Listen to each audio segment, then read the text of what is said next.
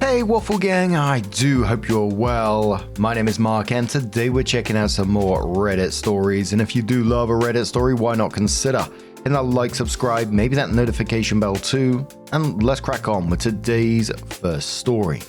Much love guys. Now today's first story comes from DrawingThink9439 and it says, would I be the arsehole here for committing to a faraway university? Even though my sick mother needs me to help care for her and the rest of the family. I, 18 female, took a gap year after high school and applied to college this year. Basically my mum, who is very sick, almost bedridden half the time, but she still does her best for us, has been begging me to go to the local university about 5 to 10 minutes and commute.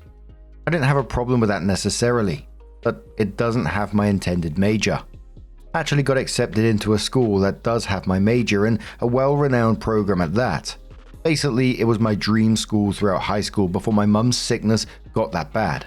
But it's on the other side of the country, so I wouldn't be able to spend time home except for breaks. My mum's illness means that I spend a lot of time caring for her and helping her with tasks around the house. This is definitely the reason why she makes me stay. But she says it's for financial reasons and because she's afraid for my safety.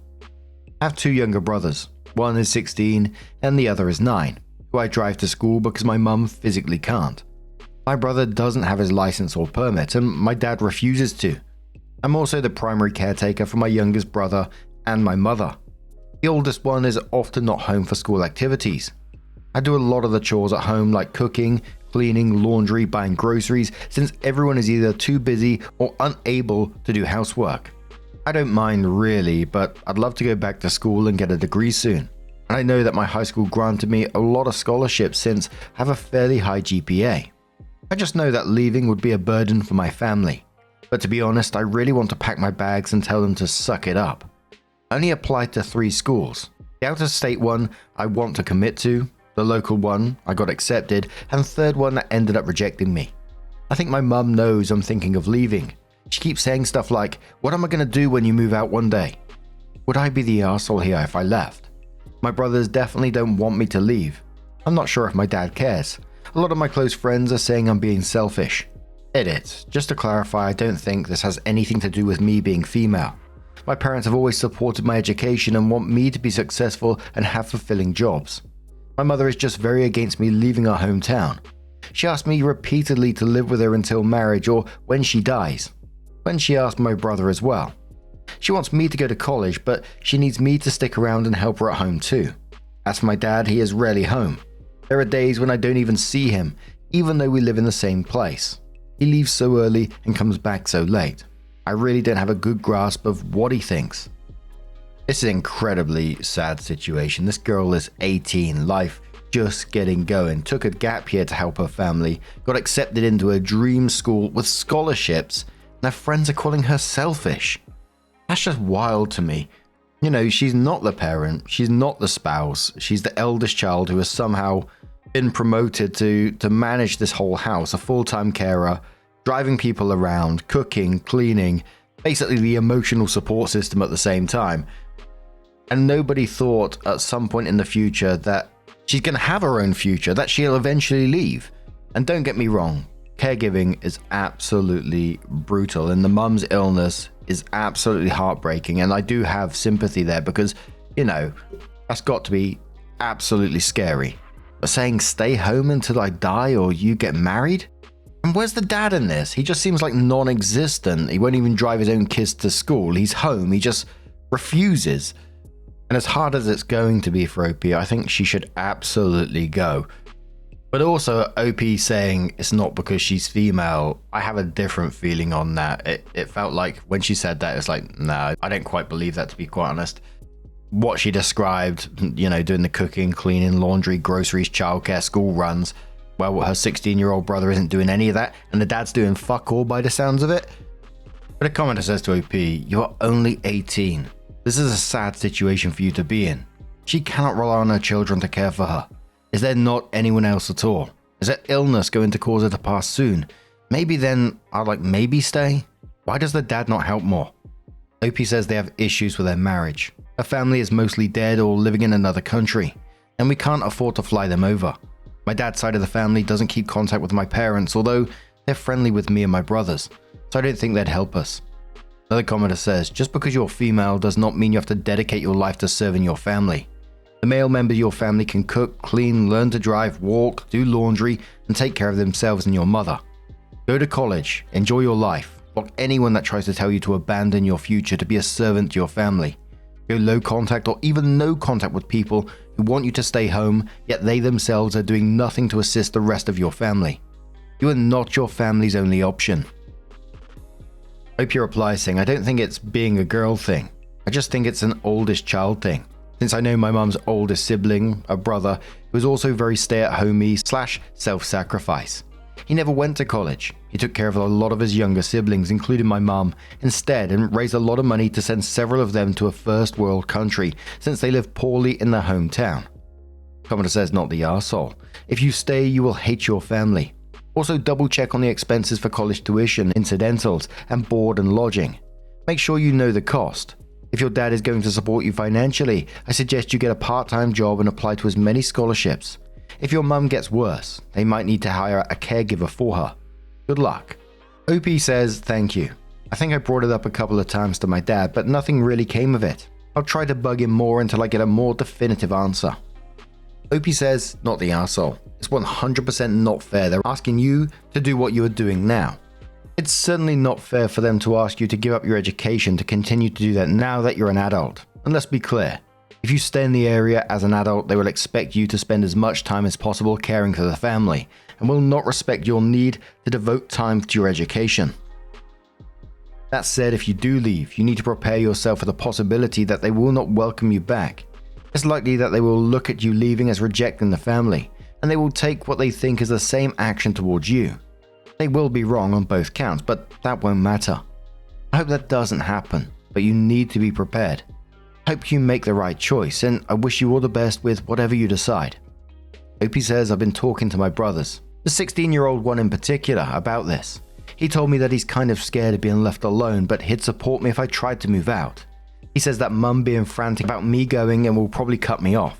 9-year-old was very distraught at the thought of it. Dad didn't really say much, but he doesn't think he'd cut me off. And even if he did, nothing would really change in my life. He rarely talks to his own kids that live with him, lol. I want to make sure that the two brothers will be fine if I were to move out, so I'm still kind of deciding on what to do. The commenter says, not the arsehole. It is not your responsibility to be your mother's caretaker for the rest of her life. That is what she wants. If you do stay and get married, do you honestly see her letting you go live with your husband? No, she'd expect him to move in, you to stay and still take care of her. Go, live your life. Your father will have to step up. Brother will have to get his permits, but he hasn't because he sees he'll become the new taxi driver for mum, or they'll have to hire someone to help.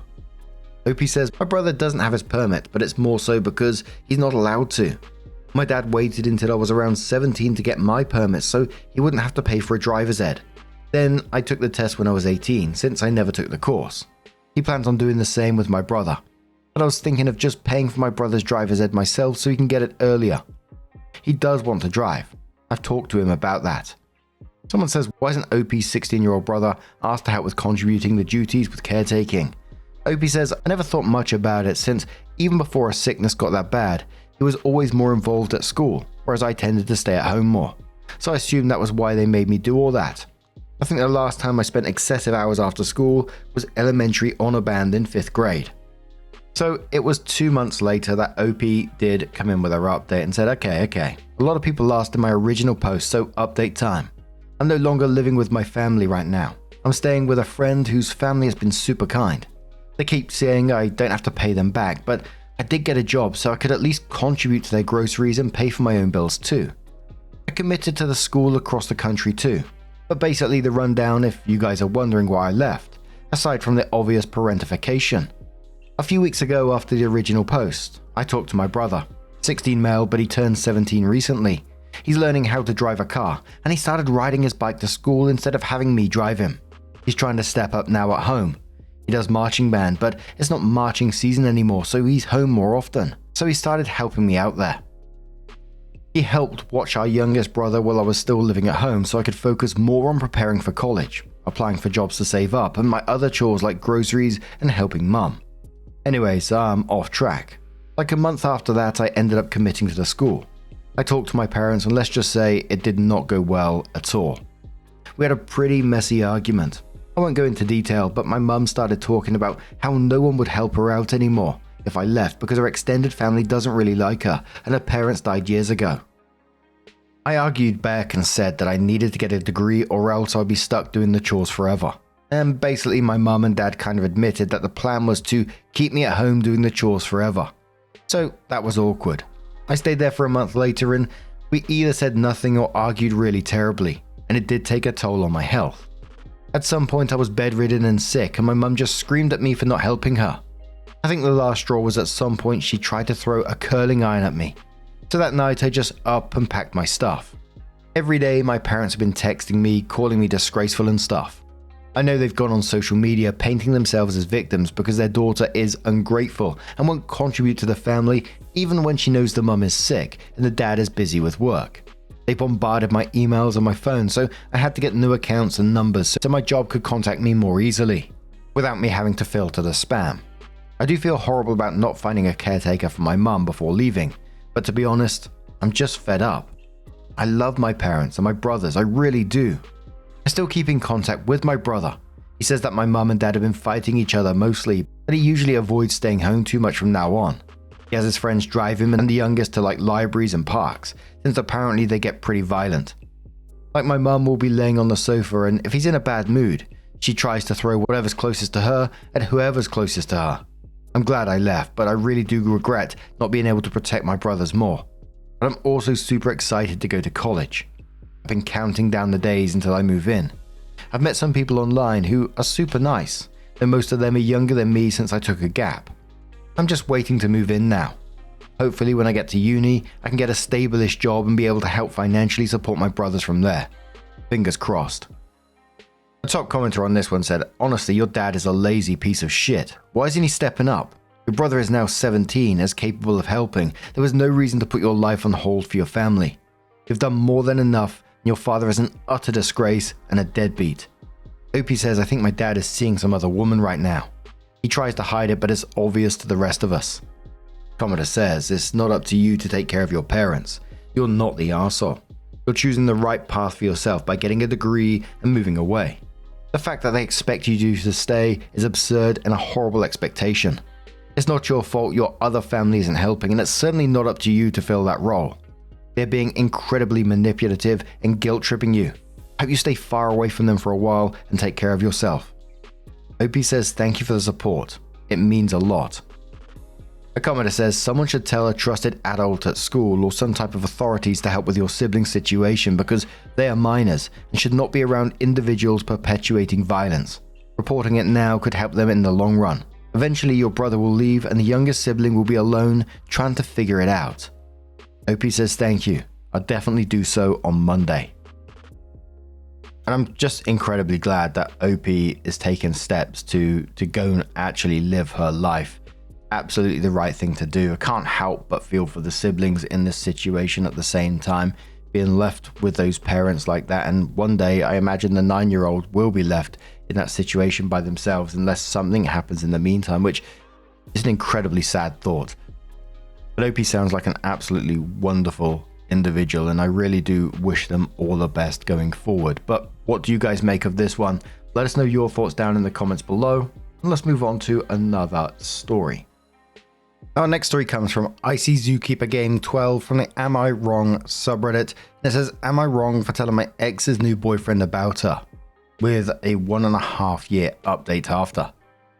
My 36 male, now ex 34 female, and I had a 15-year long relationship. As with everything, the relationship wasn't perfect. After 15 years, we thought it was impossible to continue and broke up. We have a kid together and began to co-parent well. I moved on from the relationship and found someone that made me happy.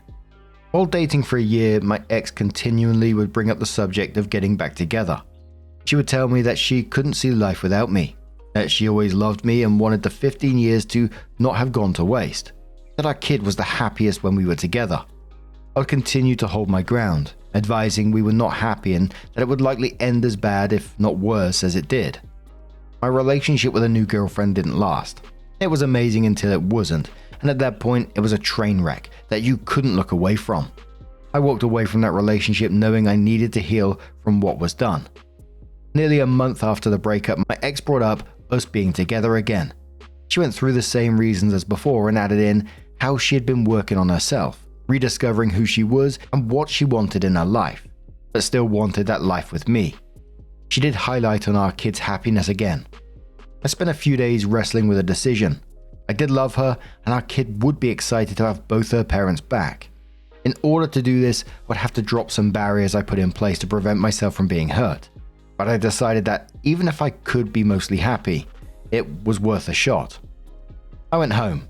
I showed up and gave her what she wanted. She had said that physical touch and emotion were lacking in our relationship. I went all in. I made sure to do almost everything she asked for. The one thing I wouldn't give in to was a proposal. We had a discussion years previous and I explained that I did not believe in marriage, but I will be everything a husband should be. But before we continue, why did I leave in the first place? Our relationship got worse and worse. It was driven by her inability to be financially stable. She would overspend at every opportunity. This wasn't a glitch that happened once or twice. It was all the time for the entire relationship. She would have these dreams of more, bigger house, new cars, vacations, designer bags, etc. Told her repeatedly all that would be possible if she helped support and contribute to our family. I always kept the roof over our head, food on the table, utilities paid, and the kid clothed and taken care of. I paid to put her through school 3 different times, failing out the first, and pursuing a degree and then advanced degree in her dream job. With this job, she began making more than me. I was still the only one providing for our home. She still demanded more, but would never contribute to that. She spent thousands on herself while never saving or asking what the bills even were. And she knew what they were. I'd made spreadsheets, bill due boards, the works. As she would overspend at a new income rate, she'd fall short on things like her phone, car insurance, and at the time, brand new car. I had to make up the difference, and that was always a struggle. Over time, the more I struggled, the more I withdrew from the emotion and input into our relationship. We talked many times through the years as to why it was happening and how it could be stopped. Still, it continued. So she asked me again to come back. She said she had made changes. She was paying all of her bills, she was saving money, and she was financially stable. I came home Monday after work. My kid was excited to see me on a day I wasn't supposed to pick her up. I walked over to my girlfriend, gave her a kiss, and told her I love her. I went all in, all of the emotion, the touch, the intimacy. She was smiling and almost glowing. This lasted a whole 12 days. On the 13th day, we were taking the boat out. As we left the marina, she mentioned we needed to have a talk. I told her we would once anchored. My kid left with some friends of ours and we decided to have the talk. She advised me that she'd been talking to people on Facebook dating while we were separated. Of course, I knew this. I even pushed her forward to do it, wanting her to move on. And there was a guy who she had met and dated for a little bit, but it didn't seem like it would go anywhere. I told her I knew, but didn't understand why this was important. She then told me that he messaged her recently and mentioned pursuing a full relationship. She said that since he showed interest, she was more interested in trying that than to try us again. I was hurt, pissed, and slightly stunned. I asked her why the hell she asked for us to be a thing again if she was entertaining that all along. She told me that she knew what she said and asked for, but she found better. Better? Alright then. She then said she was more interested in starting with someone new who didn't know about her past. That she didn't want to rebuild, she wanted new. I asked her again why she would ask me to come back. Then it popped into mind. I was of course the backup plan. Duh. I told her that I chose her, knowing all of her faults, all of her choices, all of the things she had done in our relationship. I chose her and our family. She responded that I was right. I did, but she doesn't trust me. I wasn't a safe bet. I was a risk she wouldn't take, because she didn't want a fight to happen in the future where I bring up her past. Some of this really didn't make sense. Had always been there, supportive and dependable. I decided the rest of the talk could wait. Our daughter had come back. The next morning I asked her what she meant by not being safe and being a risk. She told me she deserves her happiness and wants it with someone who doesn't know her past, but she doesn't owe me answers. I need to accept it and move on. I told her I had moved on. I'd started rebuilding my life and moving forward in a new relationship. She was the one repeatedly asking me back. She told me that she knows that, but the new guy had showed kindness and interest, and she wouldn't ever let me hurt her again. The hurt me was leaving and moving on when our relationship dissolved into nothing. I told her that I'd always been dependable, always been the provider, always did everything for our family. I made our lives possible, even with her tanking our financial stability. She responded that I ruined her whole life and don't deserve her, that I need to accept she doesn't want me and I need to move on. That little voice that told me to love her went away. That little bridge that existed through everything we experienced went up in flames. My mind broke. How could she tell me I ruined her life while making her entire life possible for 15 years? I wanted answers to that, and she refused to give them. She told me I didn't deserve them. I stormed off, lost in the oblivion of mindfuck that had just happened. She had mentioned his first name in a conversation and that he was military. I checked her Facebook and there he was. Now I was hurt and I was pissed. Not a good combination. I decided he needed to know everything she'd ever done. I wanted him to know what she wanted hidden. This was the message. Hey, his name. You probably know who I am. If not, I'm girl's name, now X. She is not who she appears to be. I wish I could have been warned about her morals and character before I started dating her. She has cheated on every relationship she's ever been in, multiple times. She's cheated on her husband, admitted she used him to get out of a small town, claimed he beat her and raped her. She self-inflicted bruises and caused intentional escalation in front of others to discredit him. She lied, stating her high school boyfriend threatened to kill her and beat her. Lied again, stating he tracked her down in Tulsa after moving, broke in, beat her and left. Again, she self-inflicted torso bruising and a facial cut. She lied about having cancer.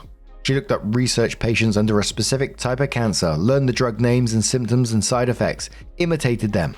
Claimed she had to go to Dallas to have a cancerous tumor removed from an area between lung and heart. Told me not to contact her while gone, as her husband would have her phone while in surgery. Stated to not talk to husband about the cancer or health issues as it was a heavy burden and emotional trigger for him. Returning home, she wore wound and ace bandages around her upper torso. Left one night stating the staples had pushed out of place and had to go to the emergency room. Refused to let me take her. Had to take her home and allow her husband to take her. Provided fake staple as proof and continued to wear wound and ace bandage wraps. Later stated surgery was laparoscopic and staples internal, explaining such a small scar once bandage is removed. The full truth came to light during the pregnancy of our child, as she neglected to list cancer in family history when pressed about it as it was something so vital. Had to threaten to contact their mother for information. Finally told the truth that it was all a lie for attention. She attempted to be a stripper to pay her bills while lying about where she worked. Lied about finances and spending, resulting in her leaving my home when required to be financially responsible. Told my family I was abusive and cheating on her, needed their help to get away from me. During time away and finding out she was pregnant, could not maintain financial stability due to overspending, resulting in all utilities in disconnect, no food in the home and eventually eviction. While gone, began dating a druggie, rekindled relationship with me and continues to cheat with him, stating she had the right to do so, in case I was just pretending to love her and care for her. Returned to our relationship, still refusing to be financially stable. Our child is born and she thinks there would be no way I would kick her out. As her text messages read, she was secure now. I broke up with her and told her to move out. I dated a co-worker for a couple of weeks and she called this cheating. Ended my relationship and came back to support my 8-month-old. Continued refusal to be financially stable, resulting in relationship instability due to our problems. We tried to part ways. She was caught at work doing duties unskilled, resulting in termination. Returned to relationship. Continued refusal to be financially stable for family, resulting in further breakdown of relationship. Begins telling the same lies as previous when caught cheating when inquiring about her whereabouts, clock in and out times and unusual spending locations. Begins telling people we are not really together, we're just raising our child as roommates, while demanding to work on our relationship. Proof found she was attempting to cheat again, or as a higher potential, did cheat with multiple co-workers. Her and a friend lied about cheating, stated they were drugged and one was raped to cover it up. Later lied about someone she is bringing to my home, wanting approval from my family for her to date him, following her cheating on me. Called him by a different name. When asked who he was, he gave his first and middle name.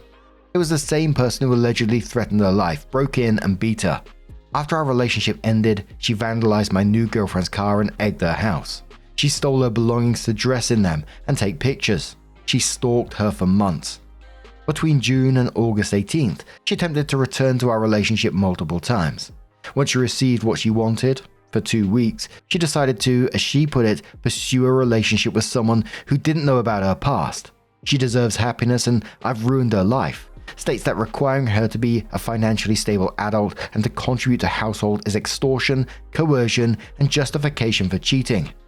I just learned she is currently 4 months in error on rent. Continued massive overdraft on accounts, unable to afford home needs but can spend money on fast food, coffee, random Amazon purchases, etc. I know she has been seeing us both at the same time, so if you have been together since the middle of August, she's been cheating on you too. Good luck.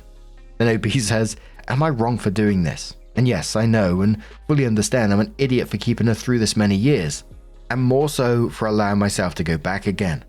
Bloody hell, that's all I could think about. OP answered it at the end there, that they was a fool for staying all these years. But I was thinking, all this stuff went on and you went back to that. I was like, holy moly, that's some stuff, right? Commodore says to OP, wait, you were together for 15 years, since she was 19, but she had a husband. OP says, yes, she married him at the end of high school, moved across the state right after the wedding, claimed he secluded her and became abusive. It was much later she admitted that it was just using him. Someone said, how old was the man she married at the end of high school? OP says they were the same age, in school together. Commodore says, first do a DNA test because she's cheated so many times. How do you know the kid is yours? Then go no contact with her. This woman that ruins lives. OP says, I did. The first time she played the how do you even know it's yours card. She's mine. OP also adds, alright ladies and gents, I went out to meet the guy tonight. I found out that while my ex and I had discussed not introducing our kid to new interests for at least 6 months, she violated this and introduced my kid to him yesterday. We talked about the message I sent and he wanted some proof. When provided with what I had in hand, he became noticeably irritated and said he'd be talking with her about it to see what she had to say. Before he left, we discussed the overlap on time of relationships.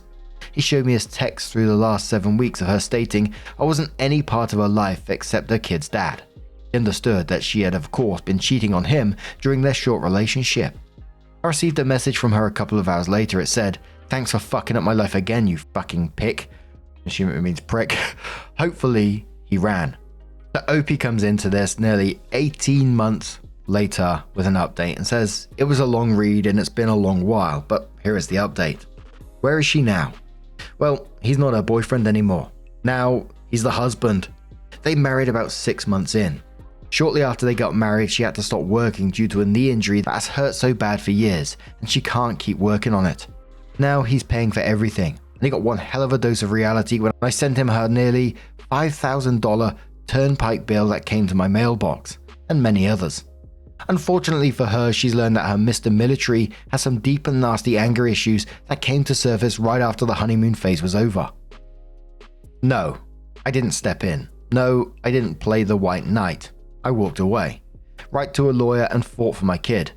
For me, I had some bumps at the start, but I kept working at it. I decided to walk away from the dating world for a while, focusing on my daughter. I didn't get full custody, but she's with me 75% of the time, plus any additional where she wants to be with me. Now we only talk when it's specific to my daughter. For a brief time, we talked a bit more freely at drop-offs, but that ended when she, in front of her husband, was saying goodbye. She led off, thank you for keeping her this weekend. Have a good week. Love you. I looked at her husband trying to make a joke. I asked if he was planning on staying over or if that was meant for me. While it got a bit nasty for me for a few days, I wish I could have been a fly on the wall at their place. He was territorial. I reminded him that I was happy she was out of my life as possible, and it simmered down. Therapy is a part of my life now. For those of you who think there is some old taboo about it, don't. It's good. It's helpful. At least try it if you're struggling with something. A handful of months ago, a wonderful woman came into my life. She's my best friend and more. She's amazing with my daughter and she has amazing kids of her own. My family knows the past and pushed me to the future. I'm doing good. I hope you all are as well.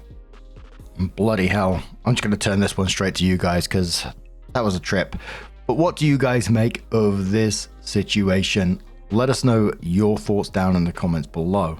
Just a huge thank you for being here today, getting involved in the stories, your love, your support, your time. It always means the absolute world to me. So thank you so much for being here, and hopefully I'll see you in the next one. Take care and much love.